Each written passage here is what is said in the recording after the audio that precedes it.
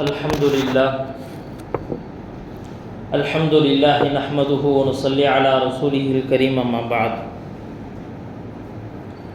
فقد قال الله تعالى في محكم التنزيل فأعوذ بالله من الشيطان الرجيم بسم الله الرحمن الرحيم إن إبراهيم كان أمة قانتا لله حنيفا ولم يكن من المشركين صدق الله العظيم.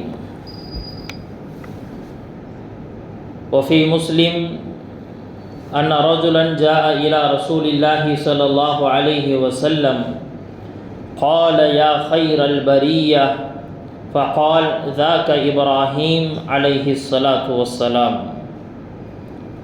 أو كما قال صلى الله عليه وسلم.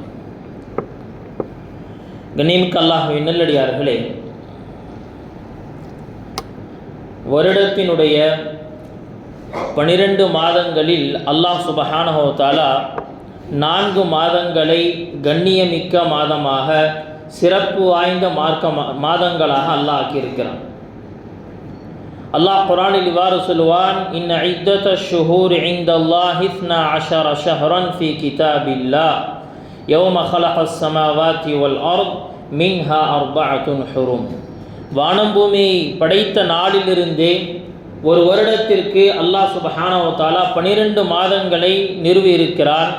அந்த 12 மாதங்களிலும் 4 மாதத்தை அல்லாஹு தஆலா கண்ணியப்படுத்தி இருக்கிறான்.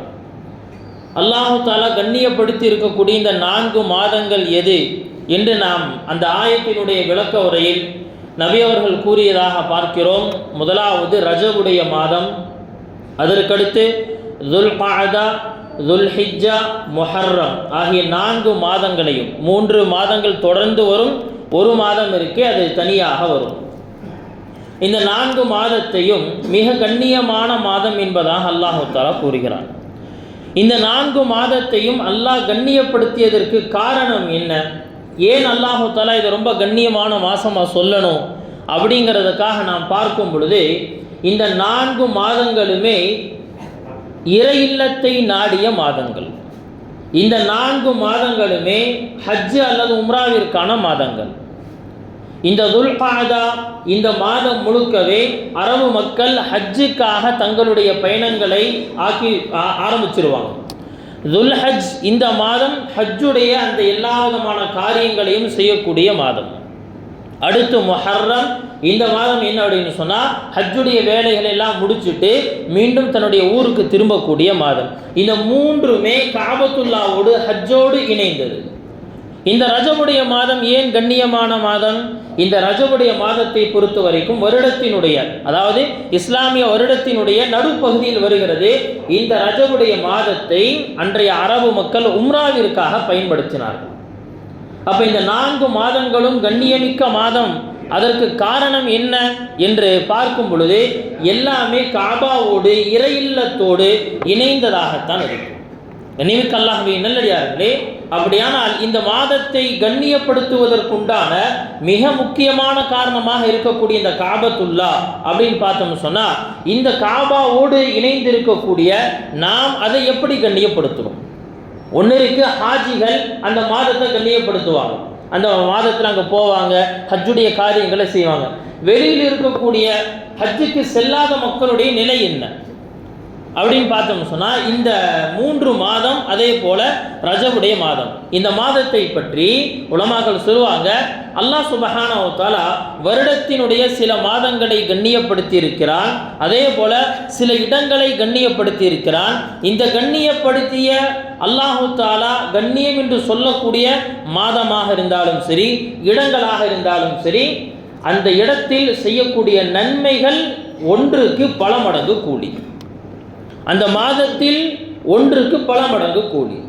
இதை நம்ம ரொம்ப ஈஸியாக விளங்கிக் கொள்ளலாம். ரமதானுடைய மாதம், நபி அவங்க என்ன சொன்னாங்க? ரமதானுடைய மாதத்தில் ஒரே ஒரு நஃபிலான இபாதத்தை ஒரு மனுஷன் செய்கிறானா அவனுக்குண்டான நன்மை என்ன? அந்த நஃபிலான தொழுகைக்கு, அந்த நஃபிலான வணக்கத்திற்கு ஒரு ஃபர்லுடைய நன்மை தரப்படும். ஒரு ஃபர்லான காரியத்தை நிறைவேற்றுகிறான் என்று சொன்னால் அதனுடைய நன்மை என்ன?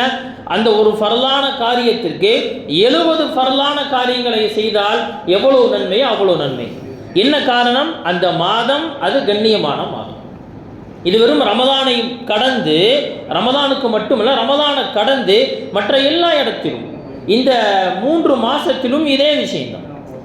இந்த 3 மாசத்திலும் இதே விஷயம் தான் சொன்னாங்க. இந்த 3 மாதத்திலும் நீங்கள் நன்மைகளை அதிகப்படியாக செய்யுங்கள், நன்மைகளை அதிகப்படியாக செய்யுங்க. அதே போல சொன்னாங்க, நன்மை செய்வதில் கவனம் செலுத்துவதோடு பாவங்களிலிருந்து உங்களை நீங்கள் பாதுகாத்துக் கொள்ளுங்க. பாவங்களிலிருந்து நீங்கள் உங்களை பாதுகாத்துக் கொள்ள வேண்டும். அரபு மக்கள் இந்த 3 மாதத்தை எவ்வளோ கண்ணியப்படுத்துவாங்கன்னு சொன்னால், தன்னுடைய தந்தையை கொன்றவர் முன்னாடி வந்து நின்னா கூட என்ன செய்ய மாட்டார்னா, இந்த மாதமாக இருந்தால் அவர் என்ன செய்ய மாட்டார்? பழி வாங்க மாட்டார். காரணம் என்னவென்று சொன்னால், இது கண்ணியமான மாதம். கண்ணியமான மாதத்தில் யாருடைய உயிரும் அநியாயமாக எடுக்கப்படக்கூடாது. கண்ணியமான மாதத்தில் யாருடைய பொருளும் திருடப்படாது. அதனால தான் இந்த மாதத்தில் என்ன செய்வாங்கன்னு சொன்னால், சில வியாபாரங்களும் நடக்கும். வியாபார பொருட்களை, தங்களுடைய பொருட்களை எடுத்துட்டு போறது வர்றது, இந்த வழிப்பறி கொள்ளைகள் எதுவும் இருக்காது, அபகரித்தல் எதுவுமே இருக்காது. என்ன காரணம்? இது கண்ணியமான மாதம்.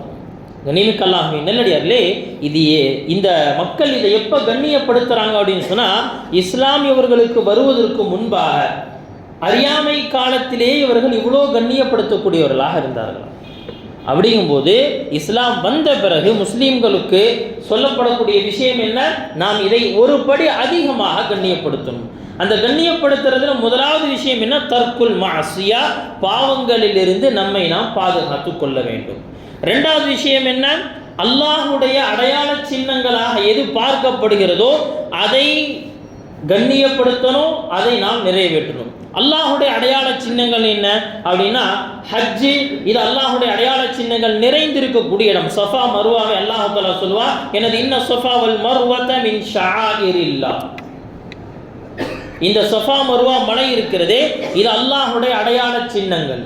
அல்லாஹுடைய அடையாள சின்னங்கள் அப்படின்னா என்ன அர்த்தம்? அந்த இடத்தினுடைய மதிப்பு ரொம்ப அதிகமானது. وَمَنْ يُعَظِّمْ شَعَائِرَ اللَّهِ فَإِنَّهَا مِنْ تَقْوَى الْقُلُوبِ. அல்லாஹ் ஒரு இடத்துல சொல்லி காட்டுறான், அல்லாஹுடைய அந்த அடையாள சின்னங்களை யார் கண்ணியப்படுத்துகிறாங்களோ அவருடைய உள்ளத்துல இறையச்சம் இருக்கு அப்படிங்கிறதுக்கு உண்டான அடையாளம் அது. தக்வா உள்ளத்தில் இருக்குங்கிறதுக்கு உண்டான அடையாளம் என்ன? அல்லாஹுடைய அடையாள சின்னங்களை கண்ணியப்படுத்துவார், அதற்குண்டான கடமைகளை நிறைவேற்றுவார். அது ரொம்ப முக்கியமாக சொன்னாங்க. இந்த தொழுகை அல்லாஹுடைய அடையாள சின்னங்களில் ஒன்று, முஸ்லீம்களுடைய அடையாள சின்னங்களில் ஒன்று. நம்மை இஸ்லாத்திலிருந்தும் குஃப்ரிலிருந்தும் வேறுபடுத்தி காட்டக்கூடிய மிக முக்கியமான அடையாளமாக நபி அவர்கள் சொன்னது என்ன அப்படின்னு சொன்னால், இந்த கலிமாவே இல்லை. இந்த கலிமாவை பொறுத்த வரைக்கும் நான் சொல்லியிருக்கிறேன், நான் முஸ்லீம் அப்படிங்கிறது யாருக்கும் தெரிய போகிறதில்லை. நான் கலிமா சொல்லிட்டேன் அப்படிங்கிறேன்னா எனக்குள்ள எந்த ஒரு சேஞ்சஸும் ஏற்பட போகிறது கிடையாது, யாருக்கும் அடையாளப்படுத்த போகிறது கிடையாது. ஆனால் நம்மை வேறுபடுத்தி காட்டக்கூடியது நம்முடைய செயல்கள். அந்த செயல்களில் மிக முக்கியமானதாக பார்க்கப்படக்கூடியது தொழுகை. அஸ்ஸலா, தொழுகை தான் மிக முக்கியமானதாக பார்க்கப்படுது.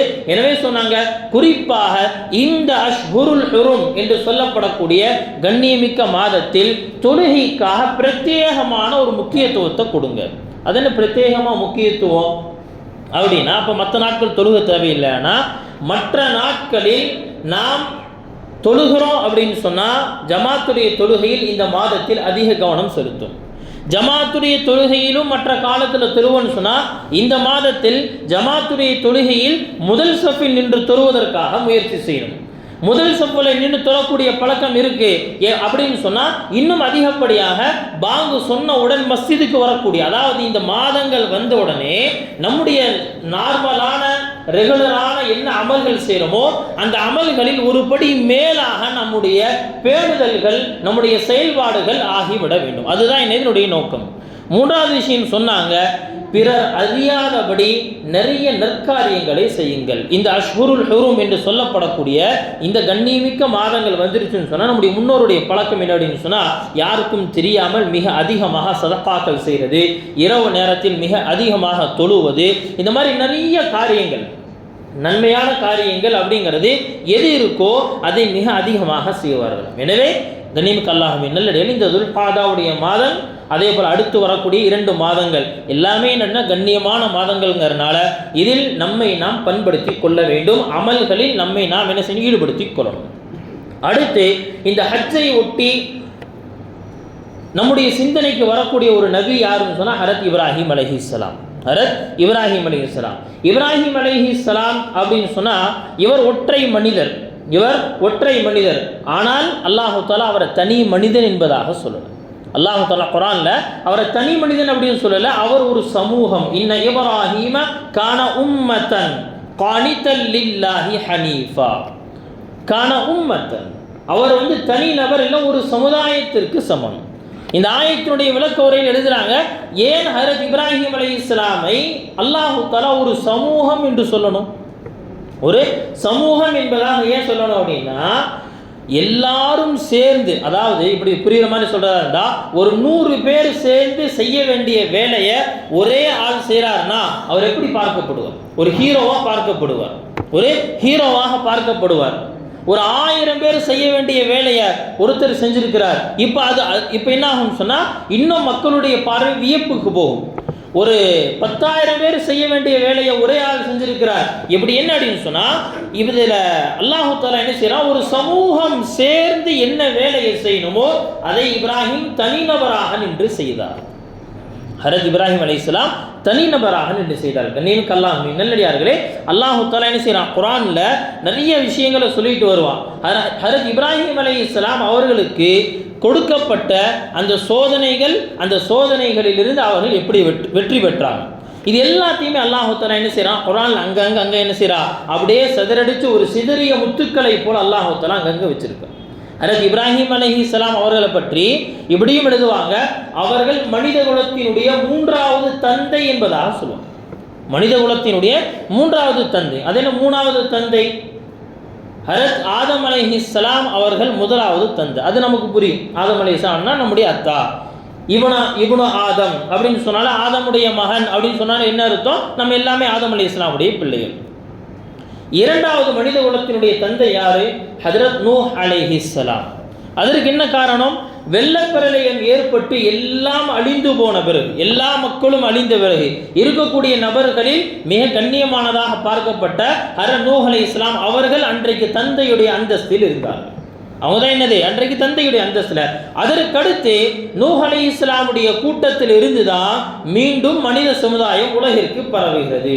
எனவே அவர்கள் மனித குலத்தினுடைய 2வது தந்தை. 3வது தந்தையாக பார்க்கப்படக்கூடியவர் ஹஜ்ரத் இப்ராஹிம் அலைஹிஸ்ஸலாம். அதற்குண்டான காரணம் என்ன தெரியுமா? ஹஜ்ரத் இப்ராஹிம் அலைஹிஸ்ஸலாம் அவர்கள் ஆன்மீக தந்தை. ஹஜ்ரத் இப்ராஹிம் அலைஹிஸ்ஸலாம் அவர்கள் ஆன்மீக தந்தை. அது எப்படி சொன்னாங்க? இந்த உலகத்தில் ரொம்ப ஃபேமஸாக இருக்கக்கூடிய மதங்கள் 3. ஒன்று என்ன அப்படின்னு சொன்னால் கிறிஸ்துவ மதம், இன்னொன்று யூதம், 3வது இஸ்லாம்.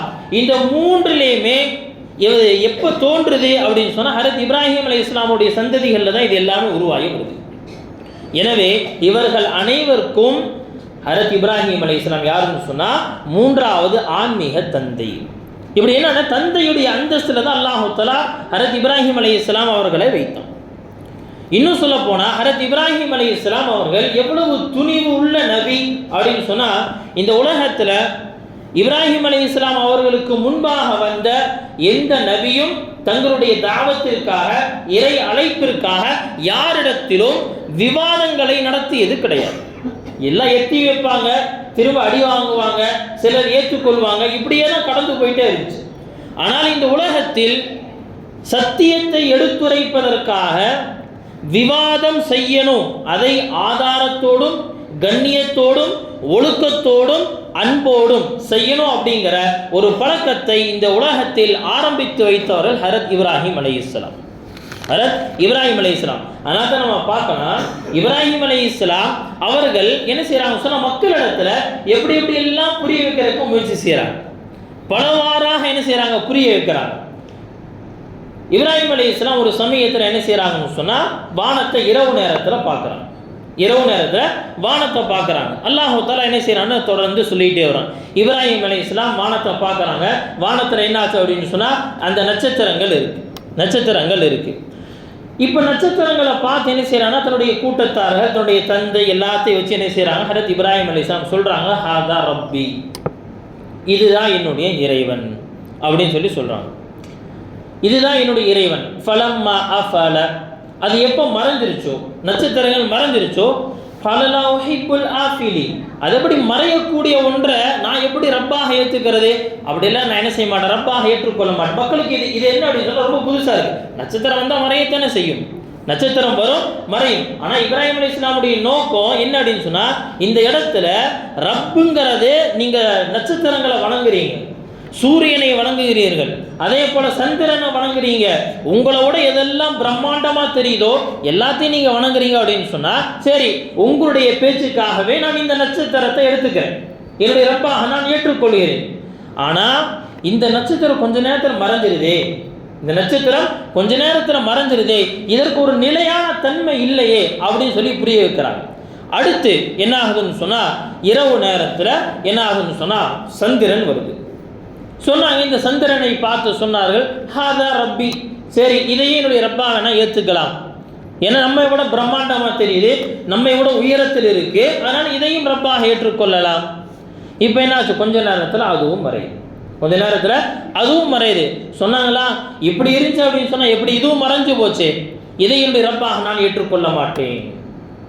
இப்போ மூன்றாவது, ஃபலம்மா ரஅ ஷம்ஸ பாஸிகத்தன், எப்போ பகலில் அப்படியே ரொம்ப தெளிவாக என்ன ஆகுது அப்படின்னு சொன்னால், சூரியன் உதிச்சு மேலே வந்து நிற்குதோ, இது என்னது, சூட்டையும் கொடுக்குது, வெளிச்சத்தையும் கொடுக்குது, பிரம்மாண்டமாக இருக்குது. இதுக்கு முன்னாடி என்ன செய்ய முடியல, யாருமே நிற்க முடியல, இதை நேராக பார்க்க கூட முடியல, இவ்வளோ விஷயங்கள் வச்சு சொன்னாங்க, ஹாதா ரப்பி ஹாதா ரப்பா, இது சும்மா எல்லாம் கிடையாது, நான் இதை பெரிய கடவுளாக அக்செப்ட் பண்ணிக்கிறேன், என்னுடைய பெரிய கடவுளாக நான் ஏற்றுக்கொள்கிறேன் அப்படின்னு சொல்கிறாங்க. கொஞ்ச நேரத்தில் அதுவும் மறையுது. இப்போ மறைஞ்ச உடனே என்ன ஆகுதுன்னு சொன்னாங்களா, எல்லாமே மறைஞ்சிக்கிட்டே இருக்கு, மறையக்கூடிய ஒன்றை எப்படி நான் ஏற்றுக்கொள்வது? என்னுடைய ரப்பு எனக்கு வழிகாட்டாட்டி நான் வழிகட்டு போயிடுவேன், என்னுடைய ரப்பு எனக்கு வழிகாட்டாட்டி நான் நேர்வழியிலிருந்து மாறிடுவேன் அப்படின்னு சொல்லி என்ன செய்கிறாங்க, மக்களுக்கு இந்த விஷயத்தை தன்னுடைய ரப்பை ஏற்றுக்கொள்ளும் பொழுது, நீங்கள் யாரை ஏற்றுக்கொள்கிறீர்களோ அவர்களை ஏற்றுக்கொள்ளும் பொழுது, குறிப்பாக ரப்பாக நீங்கள் ஏற்றுக்கொள்றீங்கன்னு சொன்னால் என்ன குவாலிஃபிகேஷன், என்னங்க என்ன இருக்கு அவங்கள்ட்ட, வருது மறையுது போகுது, அவ்வளோதானே. பிரம்மாண்டமாக இருக்குங்கிறக்காகவெல்லாம் ரப்பாக ஏற்றுக்கொள்ள முடியாது. நீமுக்கு அல்லாஹ்வின் நல்லடியார்களே, இப்போ மக்களில் சிலருக்கு இது புரியுது, சிலர் ஏற்றுக்கொள்கிறாங்க, சிலர் ஏற்றுக்கொள்ளல.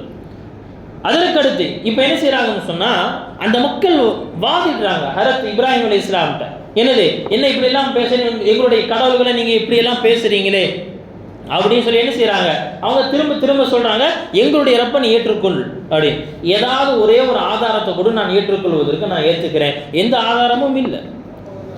இதே போல் என்ன செய்கிறாங்க, நம்ரூதுடைய அந்த அரசனுக்கு முன்பாக ஹரத் இப்ராஹிம் அலைஹிஸ்ஸலாம் அங்கே என்ன செய்கிறாங்க, ஒரு விவாதத்தை நடத்துகிறாங்க. அல்லாஹ் தஆலா அதையும் குர்ஆனில் சொல்லி காட்டுறான். இந்த குர்ஆனுடைய இந்த சம்பவங்கள், இந்த விவாதங்கள்லாம் நமக்கு எதை உணர்த்துதுன்னு சொன்னால், ஹரத் இப்ராஹிம் அலைஹிஸ்ஸலாம் தனி ஆளுங்க, அவர் யாருமே இல்லை, தனி நபர், ஆனால் துணிவு மிக்க நபி, துணிவு மிக்க நபி ஹரத் இப்ராஹிம் அலைஹிஸ்ஸலாம். துணிஞ்சு நின்னாங்க, சமூகத்துக்கு எதிராக நின்னாங்க, எதில், சத்தியத்தில் நின்னாங்க. அது ரொம்ப முக்கியம்.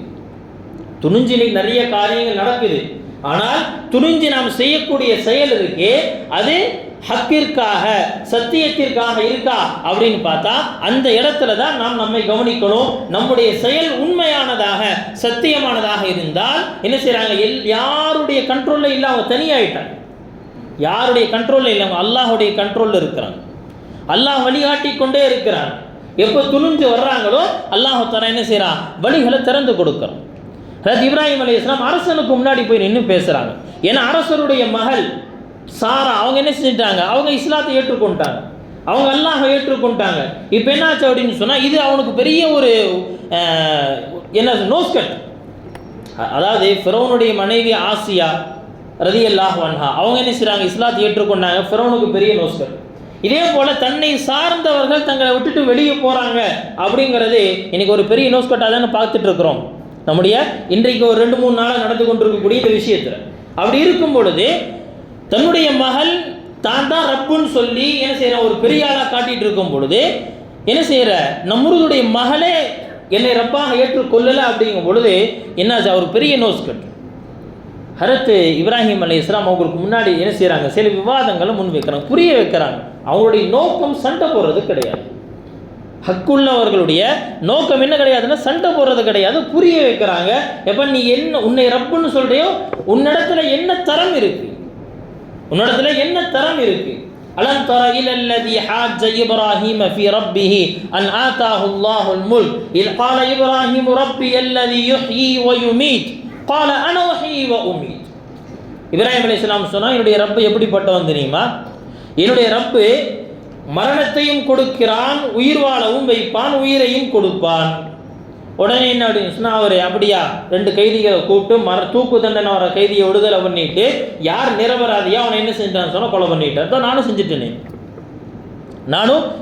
அப்படின்னு அவர் பார்த்தார். சரி, உன்னுடைய மென்டல் லெவல் இவ்வளோதான், உன்னுடைய அறிவு இவ்வளோதான் வேலை செய்ய மாட்டிருக்கு, உனக்கு வேற மாதிரி தான் புரிய வைக்கணும். என்ன செய்கிறாங்க, அவர் சொன்னாங்க என்னுடைய ரப்பு யார் தெரியுமா, என்னுடைய ரப்பு தினமும் சூரியனை கிழக்கிலிருந்து உதிக்க செய்கிறான். என்ன செய்யணும், மேற்கிலிருந்து உதிக்க வச்சு காட்டு அப்படின்னு. உடனே என்னன்னா அப்படியே என்ன பேசுறதுன்னு தெரியல. ஃபபுஹிதல்லதி கஃபர், வாயடைச்சு போயிட்டோம், எதுவும் பேசவும் முடியல, இப்போ எதுவும் செய்யவும் முடியல. இப்போ என்ன ஆச்சுன்னு சொன்னால் அங்கிருந்து அவங்க வெளியே வந்து அதற்கடுத்து என்ன ஆகுது, ஹரத் இப்ராஹிம் அலைஹிஸ்ஸலாம் அவர்கள் ஒட்டுமொத்த சமூகத்திற்கும் அடுத்து என்ன செய்கிறாங்கன்னா அல்லாஹ்னா யாரு, இந்த தௌஹீத்னா என்ன அப்படிங்கிறத அடுத்து புரிய வைப்பதற்கு உண்டான அடுத்த கட்ட அவர்களுடைய துணிவான ஒரு முடிவு என்னங்க, திருவிழா நேரத்தில் எல்லா கடவுள்களும் அவங்க சிலைகளை கொண்டு வந்து ஒரு இடத்துல வச்சிருக்கிறாங்க. ஹரத் இப்ராஹிம் அலைஹிஸ்ஸலாம் நம்ம கேள்விப்பட்ட சம்பவங்கள் தான். இப்ராஹிம் அலைஹிஸ்ஸலாம் தனி நபராக போய் என்ன செய்கிறாங்க, போய் அந்த இடத்துல எல்லா சிலைகளையும் செறிஞ்சிட்டாங்க. ஒரே ஒரு சிலையை மட்டும் என்ன செஞ்சாங்க விட்டுட்டு அதனுடைய கழுத்தில் கோடாரி மாட்டிட்டு கிளம்பி வந்துட்டாங்க. திரும்பி வந்து என்னது எல்லாம் போய் என்னது நீராடிட்டு அங்கங்கே எல்லாம் போயிட்டு கடைசியாக வந்து என்ன செய்கிறாங்க, ஊர்வலம் போயிட்டு வந்து நம்முடைய கடவுள்களை எடுக்கலாம் அப்படின்னு உள்ளே போய் பார்த்தா எல்லாம் சின்ன பின்னமாக கிடக்கும், எல்லாம் செதறி கிடக்கும். இப்போ மக்களுக்கு கடுமையான கோபம். யோசிச்சு பாருங்க, ஒரு ஆளா இவ்வளோ பெரிய வேலையை செய்கிறது சாதாரண விஷயம் இல்லை. இவ்வளோ பெரிய வேலைங்க சாதாரண விஷயம் இல்லை. இன்னைக்கு நம்ம இந்த காரியத்தை செய்து விட முடியுமா? செய்ய முடியாது. ஆனால் ஹரத் இப்ராஹிம் அலைஹிஸ்ஸலாம் அவங்களுடைய உள்ளத்தில் என்ன அப்படின்னா இதை உடைப்பது நோக்கம் அல்ல, மக்களுக்கு புரிய வைப்பது நோக்கம். அவங்களுடைய உள்ளத்தில் இப்ராஹிம் அப்படின்னு சொன்னாலே என்ன அர்த்தம், அல் அபுர் ரஹீம், இரக்கமுள்ள தந்தை அப்படிங்கிறது அதனுடைய அர்த்தம். அல் அபுர் ரஹீம், ரொம்ப இரக்கமுள்ள தந்தை. அவங்களுக்கு நோக்கம் என்ன அப்படின்னு சொன்னால் இந்த மக்களுக்கு திரும்ப திரும்ப அல்லாஹ்னா யாருன்னு புரிய வைக்கணும். ஒவ்வொரு நபிக்கும் இந்த தீனை ஏற்றுக்கொள்ளாவிட்டால், இந்த மார்க்கத்தை ஏற்றுக்கொள்ளாவிட்டால், அல்லாஹுடைய பாதையிலிருந்து இவர்கள் விலகி சென்று விட்டால் இவர்கள் எந்த இடத்தை அடைவார்கள் அப்படிங்கிற அந்த நரகம் அவர்களுக்கு காட்டப்பட்டிருக்குமா. எனவே தான் நபிமார்கள் துடிக்கிறாங்க, தூங்க மாட்டேங்கிறாங்க. நபிமார்களுக்கு தூக்கம் வர மாட்டேங்குது, பதறாங்க, கேவலம் வருது, சகிச்சுக்கிறாங்க, ஒதுக்கப்படுறாங்க, பொருளாதார நெருக்கடி வருது, எல்லாத்தையும் ஏற்றுக்கொள்றாங்க. ஆனால் நீ எப்படியாவது நரகத்திலிருந்து விடுதலை அடைஞ்சிடும். கண்ணியமிக்கல்லாஹ் நல்லடியில் அந்த இரக்கம், அதே போல என்ன அப்படின்னா அதனுடைய இறுதி முடிவு என்ன ஆகும் அப்படிங்கிறத ரொம்ப ஆழமாக விளங்கியதின் காரணமாக என்ன செய்கிறாங்க, இது எல்லா விஷயத்துக்கும் துணிகிறார்கள்.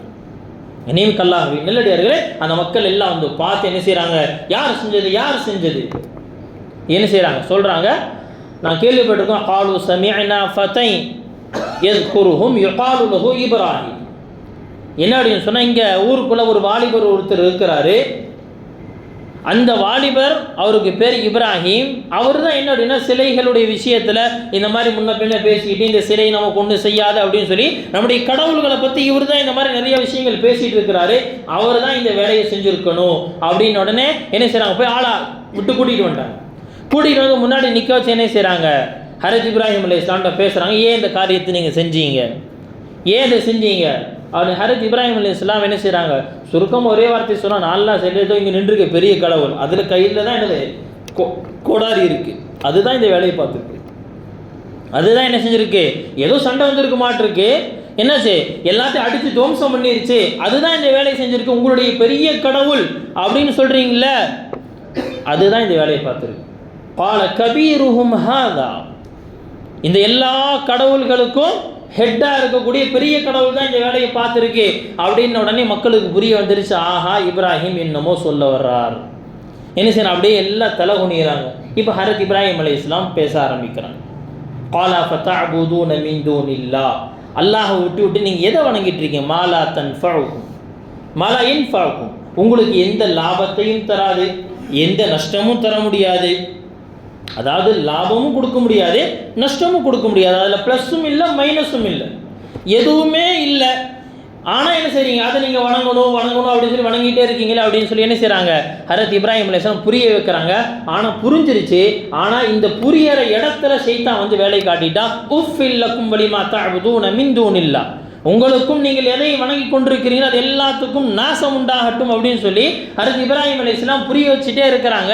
கடைசியாக ஷைத்தான் உள்ள போதுட்டா, அதெல்லாம் கிடையாது, அதெல்லாம் கிடையாது, நீ என்ன சொன்னால் நான் ஏற்றுக்க மாட்டேன், நீ என்ன சொன்னாலும் நான் ஏற்றுக்க மாட்டேன் அப்படிங்கிற மாதிரி என்னாச்சுன்னு சொன்னால் உள்ள போந்து என்ன செஞ்சிட்டான்னு சொன்னால் ஹஜ்ரத் இப்ராஹிம் அலைஹிஸ்ஸலாம் இந்த வேலையை செஞ்சதோட இவ்வளோ பெரிய விளைவு வரும் அப்படின்னு அவங்களும் எதிர்பார்க்கும். எவ்வளோ பெரிய விளைவு ஏற்பட்டுச்சு. ஹஜ்ரத் இப்ராஹிம் அலைஹிஸ்ஸலாம் அவர்களை உயிரோடு எரிக்கணும், ஹஜ்ரத் இப்ராஹிம் அலைஹிஸ்ஸலாம் அவர்களை உயிரோடு எரிக்கணும் அப்படிங்கிறதுக்காக என்னாச்சு அப்படின்னு சொன்னால் முழு நாடும் தயாராக ஆயிடுச்சு.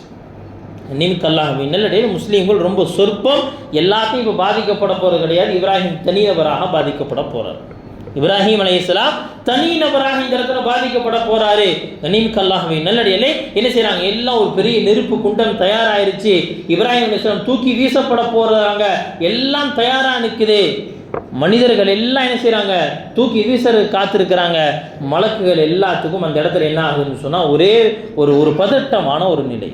என்ன ஆக போகுது, என்ன ஆக போகுது? இப்ராஹிமுக்கு இப்போ என்ன ஆக போகுது? உள்ளே விழுந்துருவாரா? அல்லாஹ் தஆலா விட்டுருவானா? என்ன நடக்க போகுது? எந்த பதிலும் அல்லாஹ்ட்டேருந்து வர மாதிரி தெரியல. ஏன்னா மலக்குகள் என்ன அல்லாஹ் தஆலா சொல்ல உடனே இப்போ போகிறதுக்கு தயார். இப்ராஹிம் அலைஹிஸ்ஸலாமுக்கு உதவி செய்வதற்கு மண்ணில் இருக்கக்கூடிய யாரும் தயார் இல்லை. விண்ணிலிருந்து மலக்குகள் தயாராக இருக்கிறாங்க. ஆனால் மலக்குகளை பொறுத்தவரை என்ன?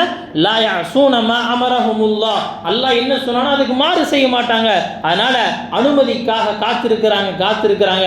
அல்லாஹ் அனுமதி கொடுக்க மாதிரி தெரியல. ஜிப்ரீல் நேராக போயிட்டார் அல்லாஹ்ட்ட. ஜிப்ரீல் அலைஹிஸ்ஸலாம் அல்லாஹ்ட்ட டைரக்டாக போயிட்டார். யா அல்லாஹ் ஏதாவது அனுமதி கொடு, ஏதாவது செய்யணும். வேணா நீயே போய் கேட்டுக்கோ, வேணா நீங்களே போய் கேட்டுக்கோங்க. இப்ராஹிமுக்கு ஏதாவது உதவி வேணுமான்னு போய் கேட்டுக்கோ. நிமிக்கல்லாஹ்வின் நல்லடியார்களே யோசிச்சு பாருங்க, அல்லாஹ்வுக்கு எவ்வளவு தன்னுடைய அடியாரின் மீது ஹஜ்ரத் இப்ராஹிம் அலைஹிஸ்ஸலாம் மீது எவ்வளவு அதீத நம்பிக்கை. வேணா போய் கேட்டுக்கோ, அவர் உதவி கேட்டார்னா செஞ்சிரு. நிமிக்கல்லாஹ்வின் நல்லடியார்களே வந்து என்ன செய்கிறாங்க? ஹஜ்ரத் ஜிப்ரீல் அலைஹிஸ்ஸலாம் பேசுகிறாங்க, மலையினுடைய மலக்குகள் பேசுகிறாங்க, எல்லாரும் பேசுகிறாங்க, காற்றுக்கு உண்டான அந்த மலக்கு பேசுகிறாங்க, எல்லாரும் பேசுகிறாங்க. ஹஜ்ரத் இப்ராஹிம் அலைஹிஸ்ஸலாம் ஒரே வார்த்தையில் சொல்லி முடிக்கிறாங்க, இந்த நெருப்பில் விழுவது இதுதான் என்னுடைய ரப்புடைய நாட்டமாக விருப்பமாக இருந்தால் அதற்கு நான் தயார். நிமிக்கல்லாஹ்வின் நல்லடியார்களே யோசிச்சு பாருங்கள், எப்படிப்பட்ட ஒரு நிலை, எப்படிப்பட்ட ஒரு நிலை. தனிநபராக நின்று நம்ம என்ன நினைப்போம்? வீரதீரமாக ஏதாவது வேலையை செஞ்சிருவோம். வீரதீரமாக வேலையை செஞ்சுட்டு கடைசியாக என்ன அப்படின்னு சொன்னால் இந்த மாதிரி ஏதாவது பிரச்சனை வந்துச்சுன்னா என்ன செய்வோம்? அப்படியே பின்வாங்கிறது. இந்த மன்னிப்பு கடிதம் எழுதி கொடுக்குற இந்த மாதிரி வேணும். ஹஜ்ரத் இப்ராஹிம் அலைஹிஸ்ஸலாம் எதையுமே செய்யலை, துணிஞ்சு நிற்கிறாங்க. ஏன்? சத்தியம் எது அப்படிங்கிறது தெரிஞ்சிச்சு, ஹக்கு என்ன அப்படிங்கிற சரியான முறையில் உணர்ந்துக்கிட்டாங்க. இப்போ என்ன செய்கிறாங்கன்னு சொன்னால் அல்லாஹ் தஆலா என்ன செஞ்சுட்டா, இப்போ மலக்குகளை விட டைரக்டாக அல்லாஹ் வேலை செய்ய ஆரம்பிக்கிறான். அல்லாஹ் வேலை செய்ய ஆரம்பிக்கிறான். ஹஜ்ரத் இப்ராஹிம் அலைஹிஸ்ஸலாம் தூக்கி வீசப்படுறாங்க. வீசி நெருப்புக்கு பக்கத்தில் வரும்பொழுது இன்னும் உலமாக்கள் இவ்வளோ அழகாக சொல்லுவாங்க, நெருப்புக்குள்ளே விழக்கூடிய ஹஜ்ரத் இப்ராஹிம் அவர் எந்த விதமான பதட்டமும் இல்லாமல் இருக்கிறார், அமைதியாக இருக்கிறார். எரிக்கக்கூடிய நெருப்பு அங்கே பதறிட்டு இருக்கு. என்ன செய்யறது? இந்த நபியை எரிக்கிறதா, சாம்பலாக்கிறதா, என்ன செய்யறது? எதுவுமே புரியலையே. அல்லாஹுடைய எந்த கட்டளையும் இதுவரைக்கும் வரலையே. இப்ராஹிம் இவ்வளோ பெரிய நபி என்ன செய்கிறாரு? எனக்கு எதிராக வீசப்படுறாரு, எனக்குள்ள வீசப்படுறாரு. என்ன செய்வதென்று தெரியாமல் நெருப்பு பதறியிடும். நிமிக்கல்லாஹ்வின் நல்லடியார்களே இப்போ என்ன செய்கிறாங்க? அவங்க உள்ளே விழ போகிறாங்க. அல்லாஹ் தஆலா டைரெக்டாக நெருப்பை பார்த்து பேசுகிறான். குல்னா யா நாரு கூனி பர்தன் வ சலாமன் அலா இப்ராஹிம். ஓ நெருப்பே, ஹஜ்ரத் இப்ராஹிமுக்கு நீ குளிர்ச்சியாகவும் சாந்தம் நிறைந்ததாகவும் மாறிவிடு. நிமிக்கல்லாஹ்வின் நல்லடியார்களே, நெருப்புக்குள்ளே போன இப்ராஹிம் அலைஹிஸ்ஸலாம் எரிஞ்சு சாம்பலாயிருப்பாங்க அப்படின்னு நினச்சா சில நாட்களுக்கு பிறகு என்ன செய்கிறாங்க? எந்திரிச்சு அப்படியே வெளியே வர்றாங்க. எந்திரிச்சு ரொம்ப மகிழ்ச்சியாக வெளியே வர்றாங்க. மக்களுடைய பார்வையில் இது நெருப்பு, அல்லாஹுடைய பார்வையில் இது பூங்காவனம். அல்லாஹுடைய பார்வையில் இது பூங்காவனம். கண்ணியமிக்க அல்லாஹ்வின் நல்லடியே, இது எதனுடைய வெளிப்பாடு? ஹரத் இப்ராஹிம் அலைஹிஸ்ஸலாமுடைய ஈமானின் வெளிப்பாடு. ஹரத் இப்ராஹிம் அலைஹிஸ்ஸலாமுடைய ஈமானுடைய வெளிப்பாடு. கண்ணியமிக்க அல்லாஹ்வின் நல்லடியே, இந்த துணிவு அவர்களுக்கு எதன் மூலமாக கிடைச்சிச்சு? அந்த ஈமானின் மூலமாக, அல்லாஹுடைய அந்த நம்பிக்கையின் மூலமாக கிடைச்சது. இப்ராஹிம் அலைஹிஸ்ஸலாம் அல்லாஹ் சும்மா சொல்லிடல, இப்ராஹிம் ஒரு சமூகத்திற்கு சமம், தனிநபராக நின்று செய்ய முடியாத, ஒரு சமூகமாக நின்று செய்ய முடியாத பல காரியங்களை தனிநபராக நின்று செய்தார். கண்ணியமிக்க அல்லாஹ்வின் நல்லடியிலே, அப்ப ஹரத் இப்ராஹிம் அலைஹிஸ்ஸலாம் அவர்களுடைய அந்த பெரிய தியாகத்திற்கு பிறகு அதோடு அல்லாஹ் தால நிப்பாட்டில, பரவாயில்ல பெரிய வேலையை செஞ்சு முடிச்சிட்டீங்க அப்படின்னு அடுத்தடுத்து என்னது அல்லாஹ் தாலா பரீட்சை வச்சுக்கிட்டே இருக்கிறோம். பரீட்சை வந்துகிட்டே இருக்கு தொடர்ந்து பரீட்சைகள். அல்லாஹ் தாலா அந்த பரீட்சைகளுக்கு எல்லாத்துக்கு பிறகு கடைசி அல்லாஹ் என்ன செஞ்சான் சொன்னா, ஹரத் நபி ஸல்லல்லாஹு அலைஹி வஸல்லம் அவர்களை பார்த்து சொன்னா, சும்மா அவ்ஹைனா இலைக் அனித்தபி மில்லத இப்ராஹீம ஹனீஃபா. ஓ நபியே, நாம் உங்களுக்கு வஹி அனுப்புகிறோம், நீங்கள் ஹரத் இப்ராஹிமுடைய வழியை பின்பற்றி நடக்கணும். நம்முடைய நபி எல்லா நபிமார்களுக்கும் தலைவர், எல்லா நபிமார்களுக்கும் தலைவர். மற்ற யாருடைய ஷரியத்தையும் பின்பற்றும்படி அல்லாஹ் தஆலா என்ன செய்யல, நபி ஸல்லல்லாஹு அலைஹி வஸல்லம் சொல்லல. ஆனால் ஹஜ்ரத் இப்ராஹிம் அலைஹிஸ்ஸலாமுக்கு கொடுக்கப்பட்ட ஷரியத்தினுடைய சில விஷயங்களை பின்பற்ற வேண்டும் என்பதாக அல்லாஹ் தஆலா நபிக்கு சொல்றானா, ஹஜ்ரத் இப்ராஹிம் அலைஹிஸ்ஸலாமுடைய அந்தஸ்து எவ்வளோ இருக்கு. இன்னும் வானலோகத்துடைய இந்த பயணத்தை பற்றி சொல்லுவாங்க. ஒவ்வொரு வானத்திற்கும் நபி அவங்க செல்லும் பொழுது என்ன செய்யறாங்க, எல்லா நபிமார்களும் ஹரத் ஆதம் அலைஹிஸ்ஸலாம், ஹரத் ஈசா அலைஹிஸ்ஸலாம், ஹரத் மூசா அலைஹிஸ்ஸலாம் எல்லாருமே வந்து என்ன செய்யறாங்க, மர்ஹபன் யா நபி அல்லாஹ், மர்ஹபன் யா அஃபி, என்னுடைய சகோதரரே, அல்லாஹ்வுடைய நபியே, வாங்க வாங்க, வெல்கம் வெல்கம் அப்படின்னு செய்யறாங்க. எல்லாம் இவங்க முன் வர்றாங்க. ஹரத் இப்ராஹிம் அலைஹிஸ்ஸலாம் 7வது வானத்தில் என்ன செய்யறாங்கன்னு சொன்னா, பைத்துல் மஅமூர், அந்த மலக்குகளுடைய காபா, அந்த காபால சாஞ்சு உட்கார்ந்து இருக்கிறாங்க. ஹரத் இப்ராஹிம் அலைஹிஸ்ஸலாம் அவர்களை தேடி நபி அவங்க போறாங்க. அந்த ஹரத் இப்ராஹிம் அலைஹிஸ்ஸலாம் எந்திரிச்சு வந்துடல, வந்துட்டாங்க 7வது வானத்திற்கு. ஜிப்ரீல பார்த்து கேட்குறாங்க, இருக்கிறது யாரு? சொன்னாங்க, அபூக இப்ராஹிம், உங்களுடைய தந்தை இப்ராஹிம் தான் அங்கே உட்கார்ந்து இருக்கிறோம். என்ன செய்யறாங்க, அதை நோக்கி பக்கத்தில் போறாங்க. அங்கு போன பிறகு அதற்கு அடுத்து ஹரத் இப்ராஹிம் அலைஹிஸ்ஸலாம் எந்திரிக்கிறாங்க. மர்ஹபன் யா நபி அல்லாஹ், மர்ஹபன் யப்னி, என்னுடைய மகனே, அல்லாஹுடைய நபியே, உங்களுக்கு வெல்கம், வாங்க வாங்க அப்படின்னு சொல்லி என்ன செய்யறாங்க, அதுக்கடுத்து எந்திரிக்கிறாங்க. இப்போ எவ்வளவு உயர்ந்த அந்த அல்லாஹ் தஆலா கொடுத்தா. காரணம் என்ன? அவர்களுடைய வாழ்க்கையில் அவர்கள் மார்க்கத்திற்காக, சத்தியத்திற்காக அவர்கள் துணிந்து செயல்பட்ட செயல்பாடுகள். கியாமத்து வரைக்கும் ஹஜ்ஜுடைய அமல்கள் எல்லாமே இப்ராஹிம் அலைஹிஸ்ஸலாமுடைய குடும்பத்தார்களுடைய தியாகத்தின் பின்னணி தான். நிமிக்க அல்லாஹ்வின் நல்லடியிலே, அந்த இப்ராஹிம் அலைஹிஸ்ஸலாம் அவர்கள் நமக்கு காட்டி தந்தது என்ன அப்படின்னு சொன்னால், அல்லாஹுடைய மார்க்கத்திற்காக நீங்கள் என்றைக்கும் துணிந்து நில்லுங்கள், அல்லாஹ் உங்களை கைவிட மாட்டான் அப்படிங்கிற ஒரு உயர்ந்த செய்தியை சொல்லியிருக்கிறாங்க. இந்த செய்தியை நாம் உள்ளத்தில் எடுத்துக்கொண்டு நம்முடைய வாழ்க்கையில் அல்லாஹுடைய மார்க்கத்திற்காக நாம் துணிந்து செயல்படக்கூடிய துணிச்சல் மிக்க நபர்களாக அல்லாஹ் நம் அனைவரும் ஆக்கியருள்வானாக. வாஹிரு தஅவானா அல்ஹம்துலில்லாஹி ரப்பில் ஆலமீன்.